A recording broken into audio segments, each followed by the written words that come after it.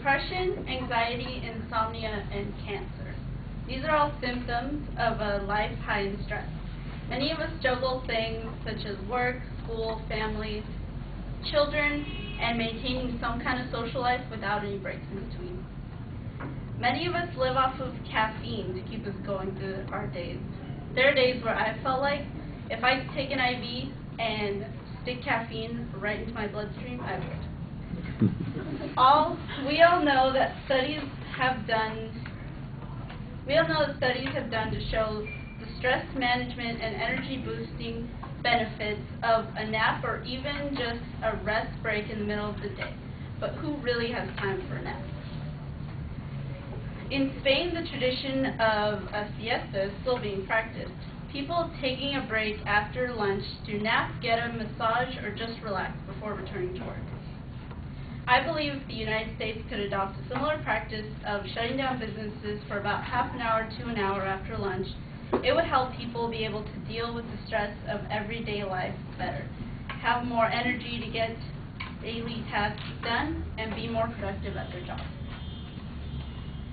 This increase in productivity would not only be due to the boost of energy people would get from the break, but studies show that if people use their time to take an afternoon nap, their memory is improved and ability to learn is often improved.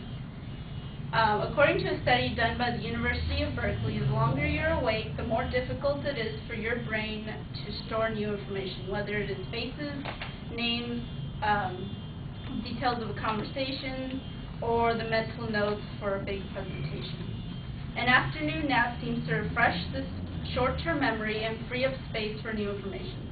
Matthew P. Walker, the head of Sleep and Neuroimaging Laboratory at the University of California, Berkeley, described the part of the brain where short-term information and memories are stored as an email inbox, saying it's as though an email inbox in your hippocampus, which is the part of your brain where short-term memory and facts are stored.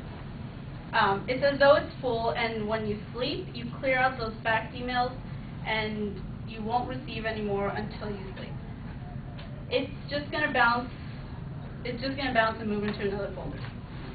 The team at the university was divided into groups, and each did memory-based learning tasks at 2 p.m. and 6 p.m. One group was allowed to nap between the tasks.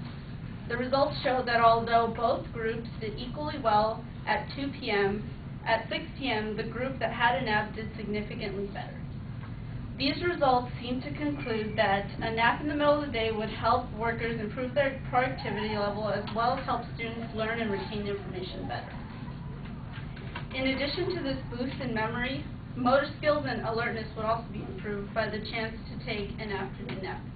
In fact, according to an article on CNN, a study was shown that a person who's been awake for 17 hours performed significantly worse on driving tests than a person who had a blood alcohol content of 0.5%. It may not seem like much, however, the study does show that motor skills and alertness are significantly diminished the longer we stay awake. Therefore, taking a little nap in the day would help workers and students be alert during the day and keep drivers and workers safe.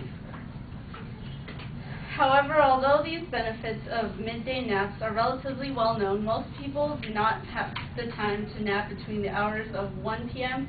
and 3 p.m., which is known as the best time for a nap, but is often right in the middle of an average work or school day. That's why I believe that adopting the tradition of an after-lunch siesta, where people could just have a chance to nap or even just relax for a little bit, would allow everyone to enjoy the benefits of an afternoon nap.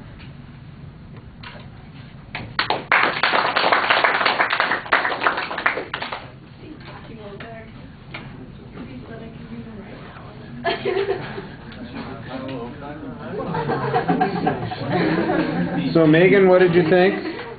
I thought she did a really good job with citing her sources. It seemed a little short, but she read her cards a lot, but she spoke really clearly, so it was easy to understand. Overall, she did a decent job.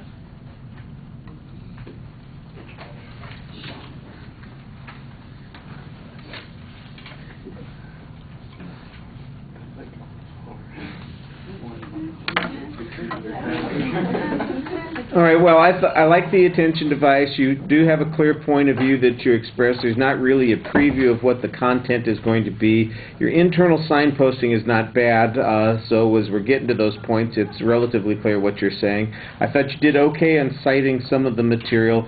Some of it sounds like it's secondhand. Some of the details that you give on the studies add a little bit of interest level to it. The delivery is problematic. There's a lot of reading that's going on, so you don't really make much eye contact with the audience, and it is less than 5 minutes, so it's not as developed as it could be. All right, Vanessa is going to be our last speaker.